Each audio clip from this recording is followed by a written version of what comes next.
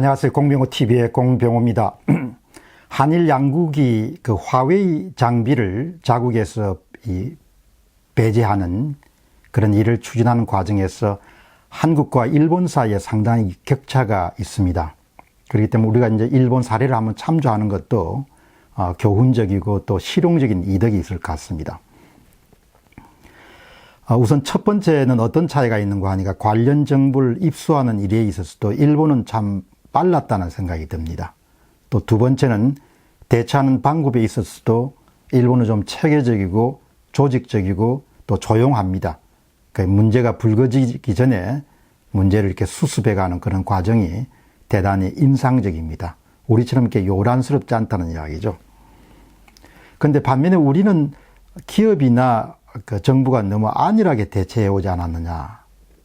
그러니까 통신 장비의 그런 보안 문제도 좀 늦게 각성을 한 것 같고, 그 다음에 미국 측의 공개적인 그런 경고나 좀 강력한 요구가 있기 전까지는 우리 스스로가 어떤 계획을 세우거나 이렇게 자율적으로 뭔가를 추진한 것이 굉장히 어려웠다는 점을 지적하고 싶습니다.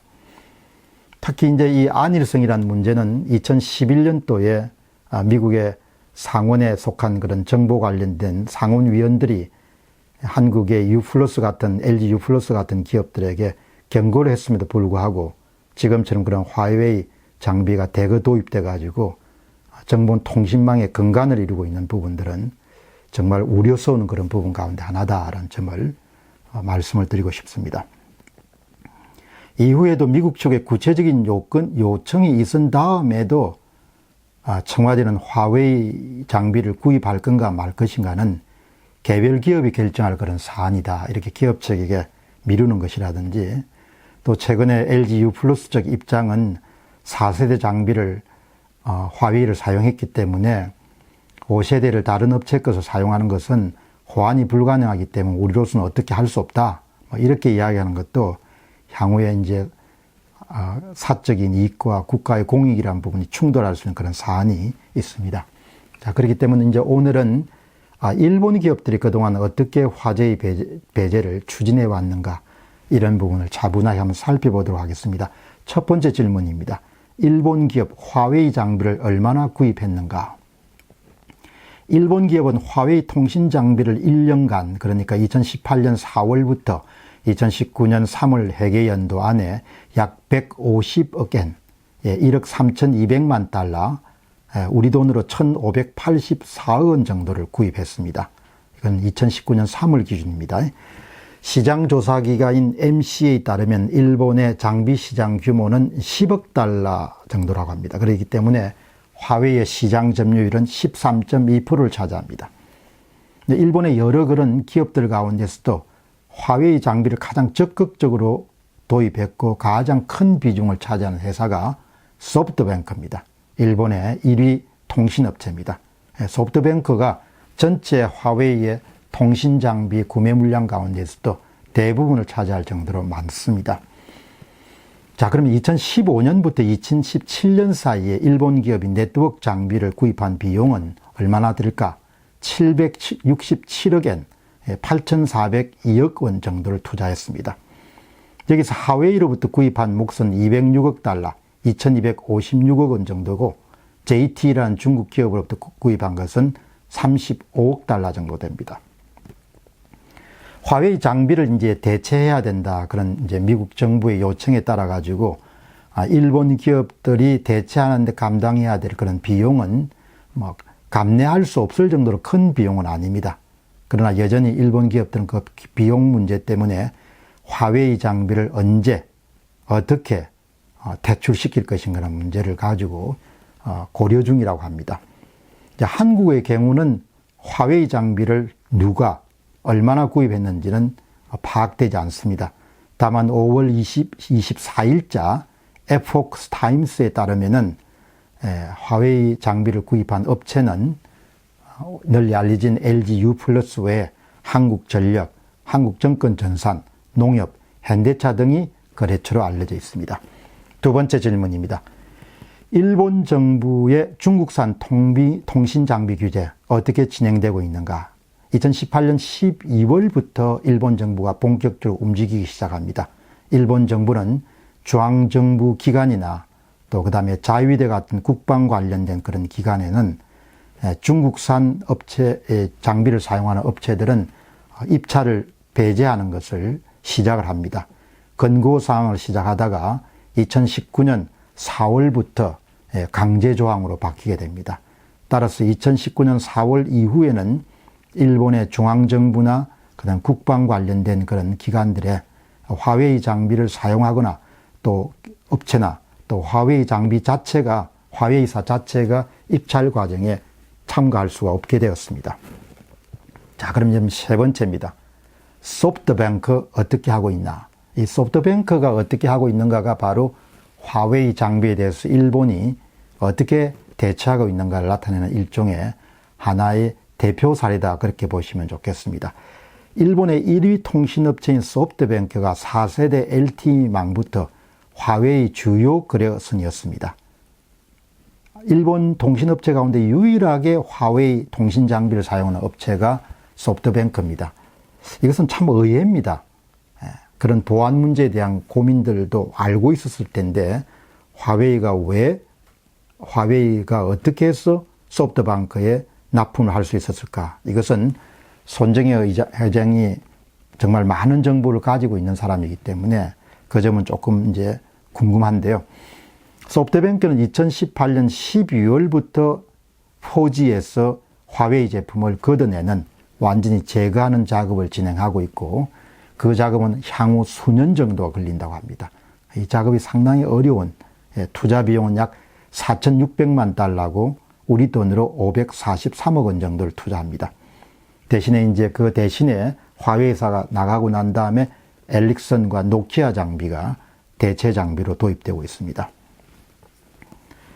2019년 5월 달에는 화웨이는 5G 망구축 사업에 화웨이를 배제하겠다, 이렇게 발표를 했습니다. 그러니까 화웨이는 그동안 주요 거래선이자 일본 진출의 일종의 교두보에 해당했던 그런 소프트뱅크라는 주요 거래선을 잃게 됩니다.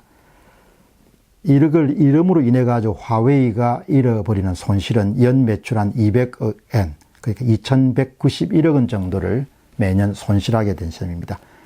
참고로 일본의 다른 주요 통신업체들 NTT 도코모라든지 KDDI도 5G 구매에서 화웨이를 이미 배제한 지가 오래됐습니다.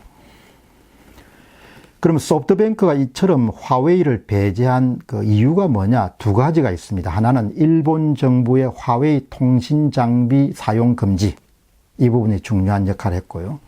그 다음에 두 번째는 미국 사업을 위한 규제 당국의 요구 수용입니다.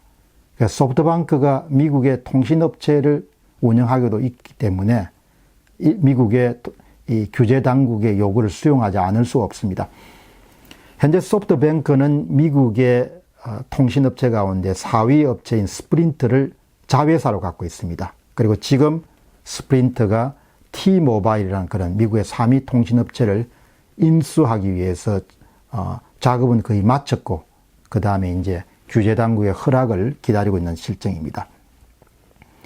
미국 정부는 2020년부터 화웨이 통신 장비를 사용하는 업체가 미국 정부 소속 기관들과 거래하는 일을 금지하고 있습니다. 그렇게 소프트뱅크가 화웨이 장비를 4G로 사용하고 있는 한 미국 사업에 상당히 지장을 받기 때문에 4G와 5G 모두에서 화웨이 장비를 배제하는, 그런 퇴출시키는 그런 결정을 내린 것 같습니다. 자, 그럼 이제 네 번째입니다. 소프트뱅크가 우리에게 주는 교훈이 뭐냐? 소프트뱅크가 정보 문제가 있음에도 불구하고 4G 장비를 일찍 화웨이 제품으로 구입한 것은 상당히 신기하고 의외고 그 구입 동기는 현재로서는 제가 명백히 알기가 힘듭니다. 그러나 실수였던 것은 사실입니다. 소프트뱅크와 화웨이 장비 사용을 위험을 본격적으로 알아차린 경우는 2013년을 저는 물론 그 전에 이미 다 알았겠죠. 그러나 본격적으로 수면 위에 소프트뱅크가 화웨이 장비 사용으로 인해서 곤혹을 겪을 수 있다는 문제가 수면 위로 부상한 것은 2013년 전후입니다. 그러니까 2013년 7월에 미국의 4위 업체인 스프린트 인수권이 완수가 됐고, 근데 이 시점에 이제 한국의 LG U+가 그런 화웨이 제품을 도입한 걸로 보면은 정말 그 정부가 무지하지 않았을 텐데, 그 LG U+의 전임 그 책임자였던 이상철 부회장이 그런 결정을 내린 것은 상당히 의외고, 지금 현재 LG U+에는 상당히 많은 그런 부담을 지운 결정입니다. 2013년 3월 달에 소프트뱅크의 자회사인 스프린트가 이제 인수가 완성이 되고, 그 다음에 완결된 건 7월이지만 3월 달에 소규모 통신업체인 와이어레스라는 그런 기업을 합병하려고 합니다. 그때 규제 당국이 브레이크를 겁니다. 브레이크를 거는 이유가 와이어레스가 화웨이 장비를 이미 도입해서 사용하고 있었기 때문입니다. 그래서 와이어레스 시스템하고 스프린트 시스템이 합쳐져 있어는 안 된다. 그래서 당시 손정희 회장, 그 다음에 소프트뱅크의 관계자들은 미국 정부에 확약을 합니다. 시간을 두고 우리가 완전히 화웨이 장비를 대체하겠다. 이렇게 약속을 하고, 그 다음 와이어레스라는 업체를 소프트뱅크의 자회사인 스프린트가 인수하는 그런 결정을 내리게 됩니다. 그러니까 그런 결정이 내리고 난 다음에 이제 한 5년이 지난 2018년 12월에 이제 본격적으로 소프트뱅크 내에 4G의 구축망을 형성하고 있는 화웨이 제품들을 제거하기 시작한 거죠. 요컨대 이미 2000년대 초반부터 중국산 그런 통신 장비의 보안 문제는 상당히 이슈가 되어 있습니다.